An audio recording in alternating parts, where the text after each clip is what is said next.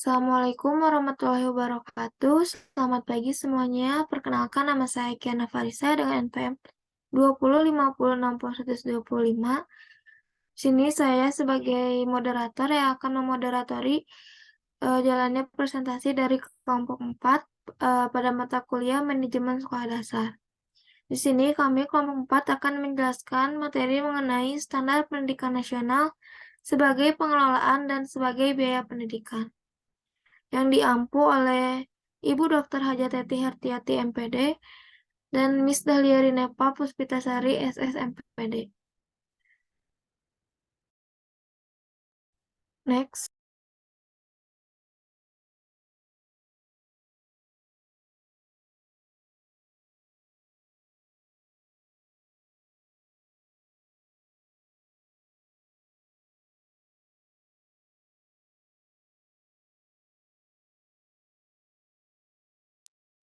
Baik, sebelum memulai ke materinya, saya akan memperkenalkan terlebih dahulu anggota dari kelompok 4. Yang pertama ada Hijrianti Paujiah dengan NPM 20506017. Lalu yang kedua ada saya Kiana Farisa dengan NPM 20506125. Lalu ada Revalda Marisca Puspitasari dengan NPM 2150681. Dan yang terakhir ada Syifa Anissa dengan NPM 2150687. Baik, kepada pemateri pertama, Syifa Anissa, saya persilahkan.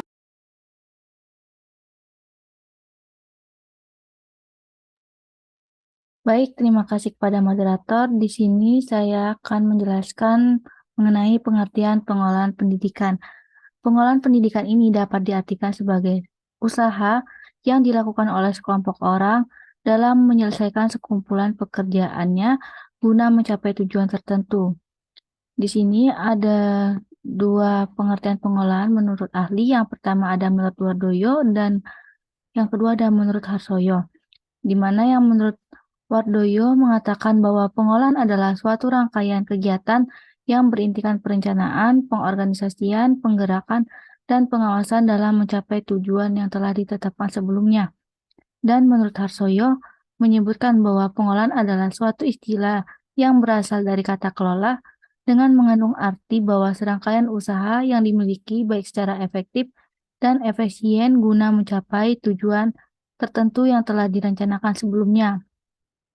Maka dapat kita simpulkan bahwa pengolahan pendidikan adalah suatu rangkaian kegiatan yang berintikan perencanaan, pengorganisasian, penggerakan, dan pengawasan yang bertujuan untuk menggali dan juga memanfaatkan sumber daya alam yang dimiliki secara efektif untuk mencapai suatu organisasi yang telah ditentukan. Selanjutnya di sini ada standar pengolahan pendidikan.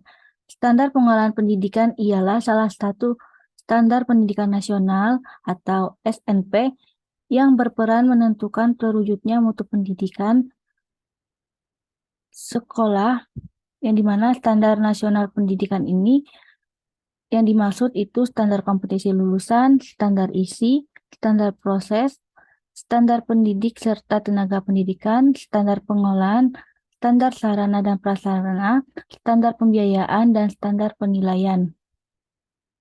Di sini pengolahan yang baik akan membawa pada perubahan sekolah ke pencapaian yang lebih baik, sedangkan pengolahan yang kurang baik akan menyebabkan stagnasi sekolah dalam pencapaian visi dan misi sekolahnya. Di sini ada fungsi standar pengolahan. Yang pertama ada planning atau perencanaan. Di sini perencanaan merupakan salah satu penentuan pada serangkaian tindakan dalam mencapai suatu hasil yang akan dicapai dan juga diinginkan. Nah, di setiap manajemen ini tuh harus mempunyai planning atau perencanaan yang jelas karena dengan perencanaan yang dimana merupakan proses awal dalam menentukan tujuan manajemen yang akan dicapai. Yang kedua ada pengorganisasian atau organizing, di mana organizing ini adalah dua orang atau lebih yang bekerja sama dalam cara yang struktur untuk mencapai sasaran yang spesifik atau sejumlah sasarannya. Yang ketiga ada pengarahan atau directing, Pengarahan ini adalah fungsi pengolahan yang berhubungan dengan suatu usaha memberikan bimbingan, saran, perintah-perintah, atau instruksi kepada bawahan dalam melaksanaan tugasnya masing-masing agar tugasnya itu dilaksanakan dengan baik dan juga benar. Selanjutnya, ada pengawasan atau controlling. Di sini pengawasan adalah fungsi pengolahan yang berhubungan dengan usaha pemantauan kinerja agar supaya kinerja tersebut terarah dan tidak melenceng di aturan yang sudah ditetapkan. Nah, dalam SD itu ada seorang pengawas. Nah, jadi tugasnya pengawas itu melihat kinerja-kinerja guru apakah sudah tepat atau melenceng pada sasarannya. Yang terakhir ada pengembangan. Di sini pengembangan adalah fungsi pengolahan yang harus dijadikan tolak ukur keberhasilan suatu pengolahan. Dengan adanya pengembangan pengolahan akan berjalan sesuai dan melebihi target yang akan diperoleh. Tanpa suatu program yang baik, sulit kiranya tujuan pendidikan akan tercapai. Oleh karena itu, pengolahan itu harus disusun guna memenuhi tuntutan, kebutuhan, harapan, dan penentuan arah kebijakan sekolah dalam mencapai tujuan pendidikan. Mungkin cukup sekian materi yang bisa saya sampaikan. Saya kembalikan kepada moderator. Baik, terima kasih kepada pemateri sebelumnya. Untuk materi selanjutnya akan dibacakan oleh Rivalda Marsha selaku pemateri kedua. Kepada pemateri kedua, saya persilakan. Baik, terima kasih kepada moderator. Di sini saya Revalda Mariska Dwi Puspitasari dengan nomor rekening 2150 akan menjelaskan isu-isu dalam pengelolaan pendidikan. Nah, dalam dunia pendidikan di Indonesia itu, permasalahan pendidikan itu cukup kompleks. Hal tersebut itu terjadi karena adanya pihak-pihak yang tidak berkepentingan dalam keprofesionalan untuk mengolah pendidikan yang seharusnya dilakukan. Nah, dalam permasalahan tersebut itu mulai dari segi tantangan global sampai permasalahan dalam negeri sendiri. Tantangan global saat ini juga menuntut semua kalangan untuk selalu mengikuti perkembangan iptek yang meningkat sangat pesat. Sehingga, untuk mengimbangi permasalahan tersebut, pengelolaan pendidikan seharusnya diselesaikan dengan perkembangan zaman pada saat ini.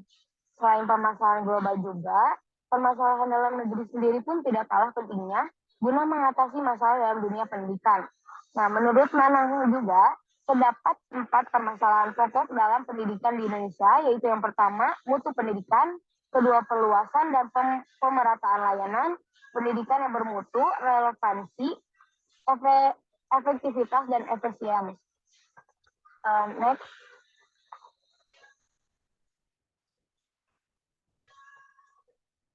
Lalu di sini juga saya akan menjelaskan tentang pengertian biaya pendidikan sekolah.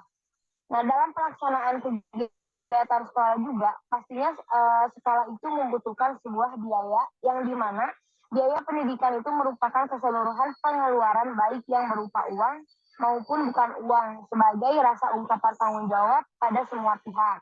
Nah, pihak tersebut itu bisa seperti masyarakat, orang tua, dan pemerintahan terhadap pembangunan pendidikan agar bertujuan pendidikan yang dicita-citakan tercapai secara efektif dan efisien. Nah, biaya pendidikan juga merupakan keseluruhan pengeluaran baik yang berupa uang maupun bukan uang sebagai rasa ungkapan tanggung jawab kepada semua pihak seperti rakyat, masyarakat, orang tua, pemerintahan terhadap pembangunan pendidikan. Dalam pembiayaan sekolah juga itu suatu proses di mana pendapatan dan sumber daya itu tersedia dan digunakan untuk memformulasikan dan mengoperasionalkan sekolah di berbagai wilayah geografis dan tingkat pendidikan yang berbeda-beda. Ada beberapa istilah yang sering digunakan dalam pembiayaan sekolah, yaitu seperti school revenues, school adventures, and capital and current costs. Next.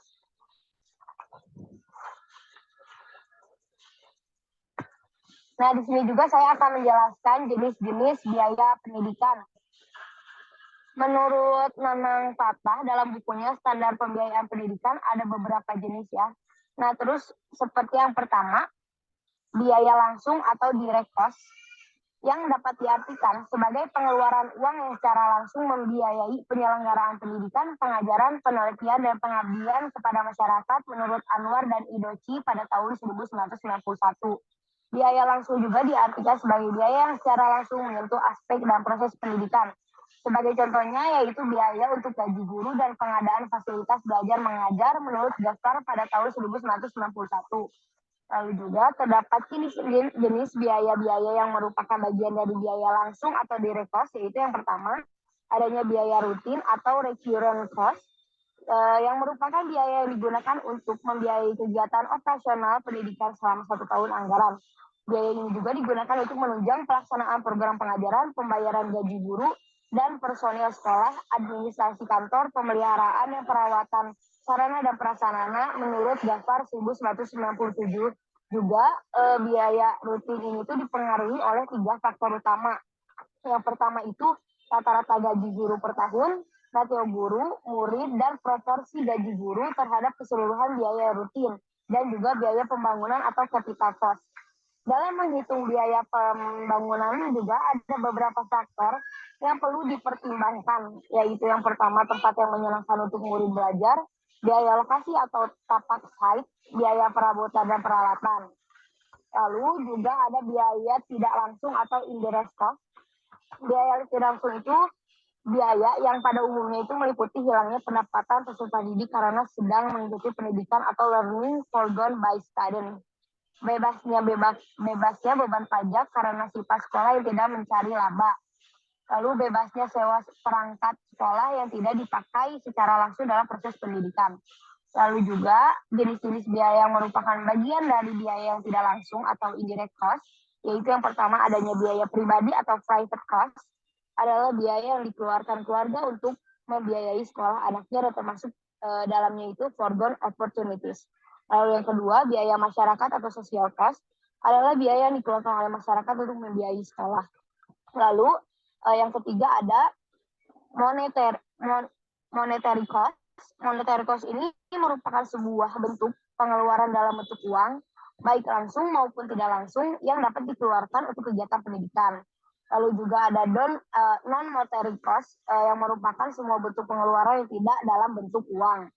Lalu juga menurut Nanang Fatah juga terdapat yang pertama itu adanya biaya uang versus biaya oportunitas. Input pendidikan dalam diukur dengan uang dan dapat diukur dengan semua sumber daya nyata yang digunakan dalam proses pendidikan, seperti waktu guru atau dosen, waktu siswa, waktu staf, buku, bahan, peralatan, dan gedung. Biaya peluangan pendidikan ini juga dapat diukur sebagai biaya yang untuk individu atau biaya pribadi, sebagai biaya pendidikan, buku, peralatan, dan prasarana yang lainnya.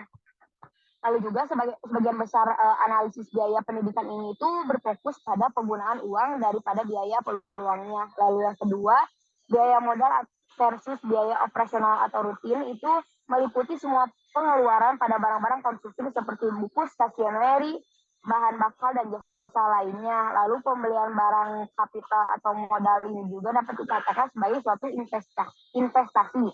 Lalu yang ketiga, biaya rata-rata atau average cost and biaya marginal atau marginal cost ini merupakan analisis yang biasa berkaitan dengan total biaya pendidikan atau dapat unit cost atau biaya per murid.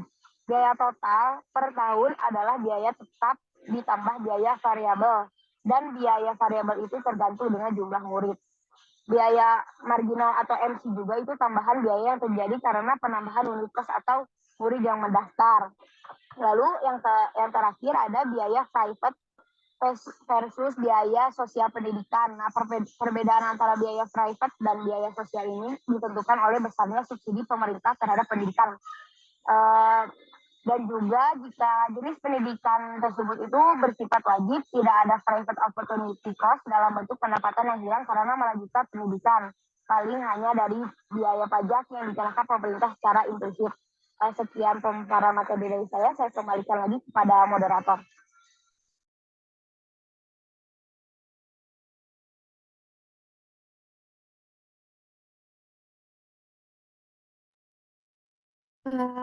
Baik, terima kasih kepada pemateri sebelumnya. Untuk materi selanjutnya akan dibacakan oleh Hijrianti. Kepada Hijrianti, saya persilahkan.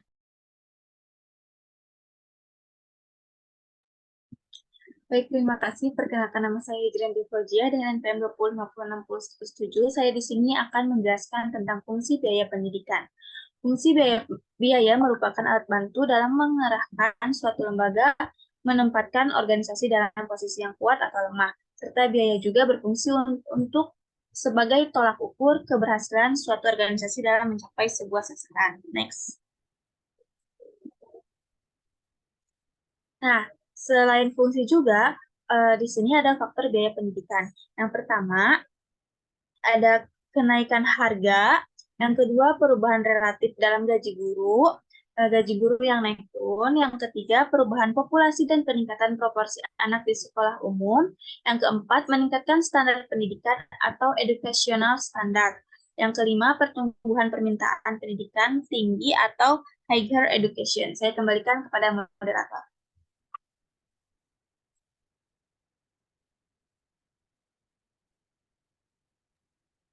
Baik, terima kasih kepada Hijrianti.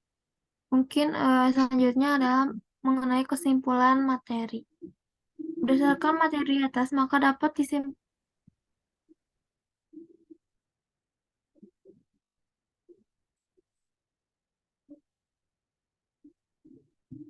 Baik, mohon maaf.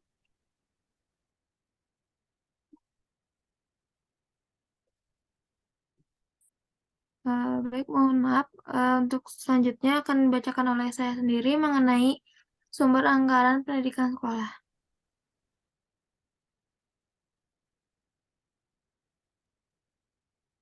Sumber pembiayaan pendidikan adalah semua pihak yang secara teratur memberikan bantuan dan sumbangan kepada lembaga pendidikan baik dari sumber resmi negara, pusat atau daerah maupun dari kota itu sendiri. Sumber anggaran pendidikan sekolah terbagi menjadi dua jenis, yaitu sumber biaya dari pemerintah serta sumber biaya dari masyarakat. Next.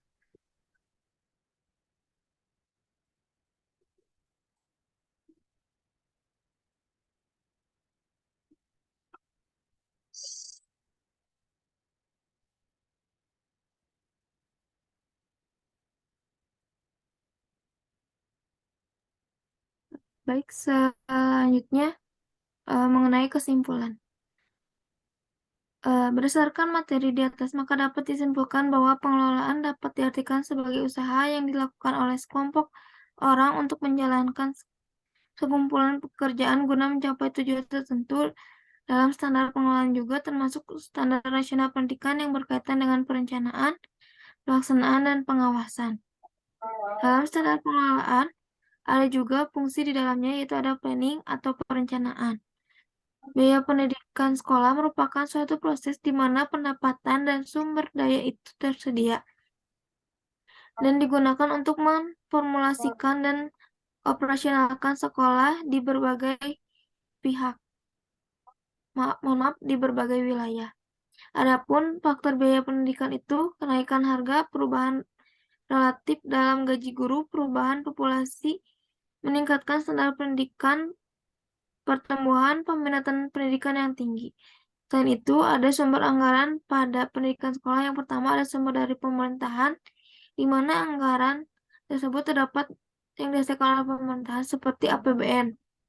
Dan yang kedua, sumber biaya dari masyarakat. Mungkin sekian yang bisa saya sampaikan untuk quotes hari ini, yaitu jika ada yang salah mohon dimaafkan, jika ada yang saya mohon diungkapkan. Terima kasih. Mungkin saya tutup. Wabillahi taufiq wal hidayah. Wassalamualaikum warahmatullahi wabarakatuh. Waalaikumsalam warahmatullahi wabarakatuh.